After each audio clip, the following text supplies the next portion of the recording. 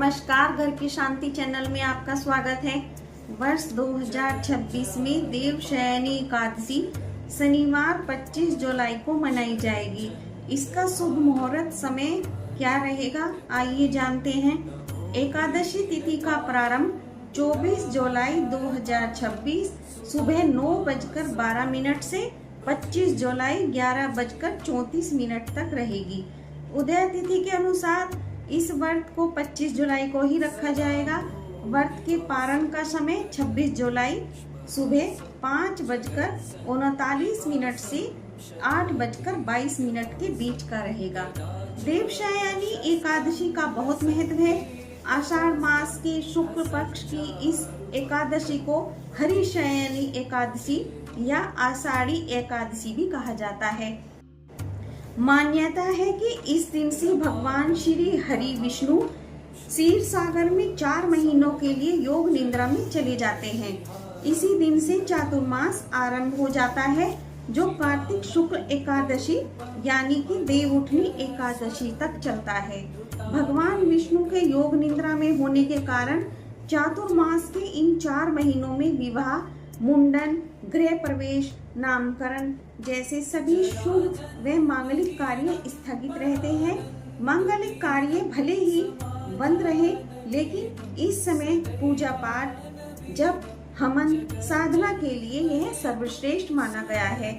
इस दिन व्रत रखने से, विष्णु सहस्त्र नाम का पाठ करने से व्यक्ति के पाप नष्ट होते हैं, मन को शांति मिलती है। भगवान विष्णु ने वामन अवतार में राजा बलि से 3 पग भूमि मांगकर उनका घमंड तोड़ा था।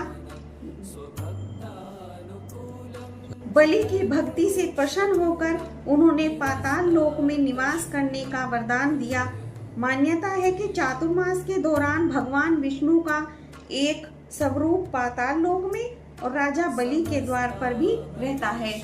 देवशयनी एकादशी का व्रत बहुत ही फलदायी माना जाता है।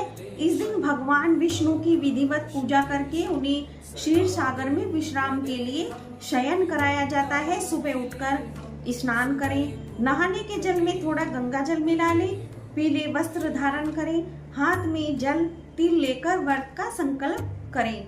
घर के मंदिर में चौकी पर पीला कपड़ा बिछाएं, उस पर भगवान विष्णु, माता लक्ष्मी की मूर्ति या चित्र स्थापित करें।